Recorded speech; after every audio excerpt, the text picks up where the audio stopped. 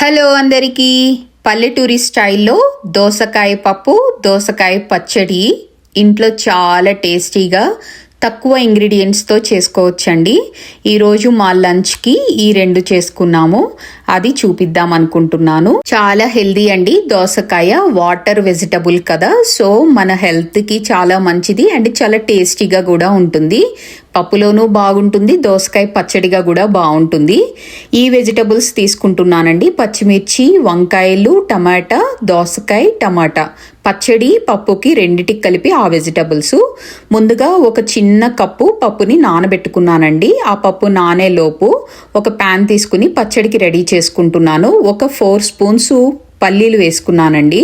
అందులో 2 స్పూన్లు ఆయిల్ వేసుకుని ఫ్రై చేసుకుంటున్నాను. అవి ఫ్రై అయ్యేలోపు పచ్చడికి వంకాయలు 2, టమాటోలు 2 కట్ చేసుకుంటున్నానండి. పచ్చిమిర్చి కూడా ఒక 30 తీసుకున్నాను.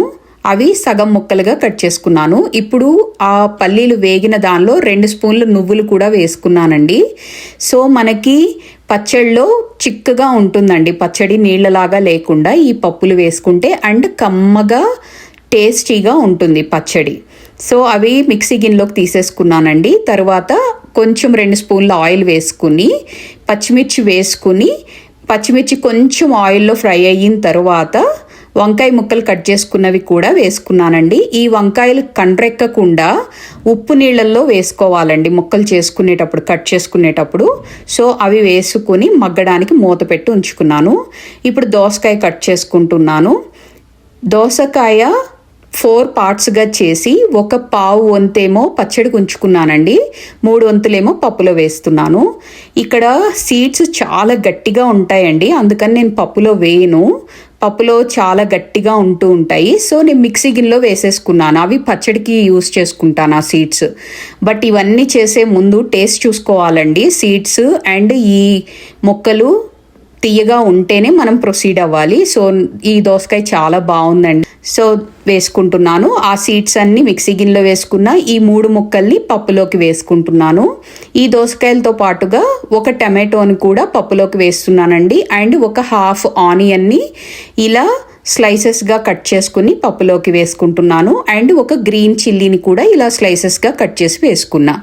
ఇప్పుడు బాగా నానిన పప్పులోకి ఇవి రెడీగా పెట్టుకున్నాను. ఇప్పుడు పచ్చడిలోకి 4 టమాటోల్ని చిన్న ముక్కలుగా కట్ చేసుకుని పెట్టుకున్నానండి. ఇది ఫ్రై అయినాయా లేదో చూసుకుంటున్నాను. ఒకసారి కలియబెట్టుకుని ఇలా మగ్గితే సరిపోతుందండి. ఇప్పుడు టమాటోల్ని వేసేసాను. టమాటోల్ని వేసుకుని 1 స్పూన్ వరకు కళ్ళుప్పు వేస్తున్నాను. చక్కగా మగ్గుతాయి. ఒక పావు స్పూను పసుపు వేసుకుని దాన్ని కొంచెం ఫ్లిప్ చేసుకుని మూత పెట్టేశాను. ఇంకా అవి మగ్గుతూ ఉంటాయి. పప్పు రెడీ చేసుకుందాము. పప్పులోకి కట్ చేసిన అన్ని వెజిటబుల్స్ వేసుకుని 1 స్పూన్ సాల్ట్, 1 స్పూన్ కారం, ఒక పావు స్పూన్ పసుపు, ఒక రెబ్బ చింతపండు వేసి కుక్కర్ విజిల్ పెట్టేసుకుని 3 విజిల్స్ రప్పించడానికి పెడుతున్నానండి స్టవ్ ఆన్ చేసి. ఇప్పుడు పచ్చడి చూసుకుంటున్నాను. కొంచెం వాటర్ ఉన్నాయి. ఇందులోకి కొంచెం ఒక రెబ్బ చింతపండు కూడా పెట్టుకుని 2 వెల్లుల్లి రెబ్బల్ని వేసుకున్నాను. ఇవి పచ్చడిలోకి బాగుంటాయి. సో మూత పెట్టేసి మళ్ళీ మగ్గించుకుంటున్నాను.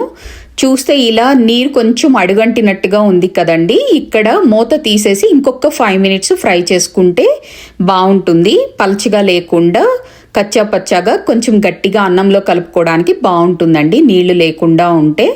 సో అది 5 మినిట్స్కి ఇలా అయ్యింది. ఇంకా స్టవ్ ఆపేసుకున్నాను. ఇప్పుడు పప్పు కూడా రెడీ అయ్యిందండి. సో ఒక గరిటె తీసుకుని చింతపండుని బాగా మెదుపుకోవాలి. ఈ గరిటెతో మెదుపుకుంటూ ఉంటే సరిపోతుందండి, కొంచెం చక్కగా మెదుగుతుంది. ఇలా మెదుపుకున్న తర్వాత 1 స్పూన్ వరకు చాప్ చేసిన కొరియాండర్ని కూడా కొత్తిమీరని ఇందులో వేసుకుని ఉడికించుకుంటూ ఉండాలి. ఈలోపు పచ్చడిని మిక్సీ వేసుకుంటున్నాను. ఈ మిక్సీ గిన్నెలోకి పల్లీలు, నువ్వులు, దోస గింజలు, చింతపండు, వెల్లుల్లి అన్నీ వేసుకుని ముందు బాగా మిక్సీ మెత్తగా చేసుకోవాలి అండి. తర్వాత మిగిలిన టమాటో, వంకాయ ముక్కలు, పచ్చిమిర్చి ఇవన్నీ వేసుకుని ఇలా పచ్చడిలో ఫస్ట్ స్పూన్తో కలుపుకోవాలండి. అప్పుడు మనం ఒక 2 టైమ్స్ మిక్సీ వేయగానే ఇవి కచ్చా పచ్చగా నలుగుతాయి. ఎక్కువసేపు మిక్సీ వేయకుండా సరిపోతుంది. అప్పుడు మనకి రోట్లో నూరిన టెక్స్చర్ వస్తుంది, మెత్తగా అవ్వకుండా కచ్చా పచ్చగా వస్తుందండి. సో ఇలా వస్తుంది, చాలా చక్కగా వచ్చింది, రోట్లో నూరినట్లుగా వచ్చింది. సో ఇది తాలింపుకి రెడీ పెట్టుకుంటున్నానండి.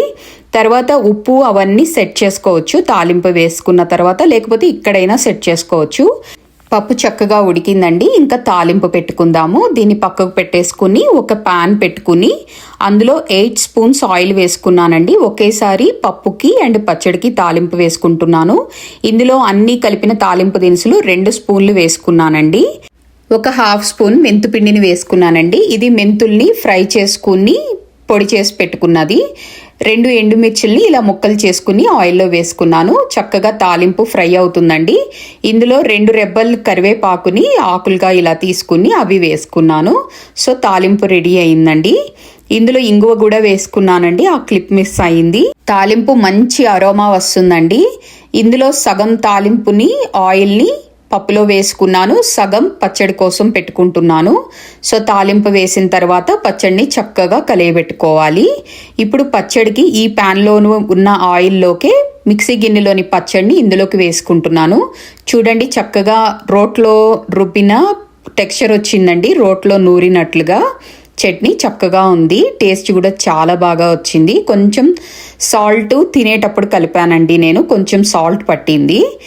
ఇప్పుడు సన్నగా కట్ చేసుకున్నానండి దోసకాయ ముక్కల్ని, కొంచెం కొత్తిమీరని. అవి ఈ పచ్చడిలో వేసుకుని నేను స్టవ్ ఆపేసేసానండి. ఆపిన తర్వాత ఈ పచ్చడి యాడ్ చేసుకుని జస్ట్ ఆ తాలింపులో ఇదంతా కలియబెట్టుకుంటున్నాను. చాలా బాగుంటుందండి, ట్రై చేయండి. చక్కగా ఎటువంటి ఇంగ్రీడియంట్స్ మనకి తెలియనివి లేకుండా, తెలియని మసాలాలు వేయకుండా మన ఇంట్లో ఉండే మసాలాలతోనే చక్కగా చేసుకోవచ్చండి మన అన్ని వంటల్ని. ట్రై చేయండి, చాలా బాగుంటుంది.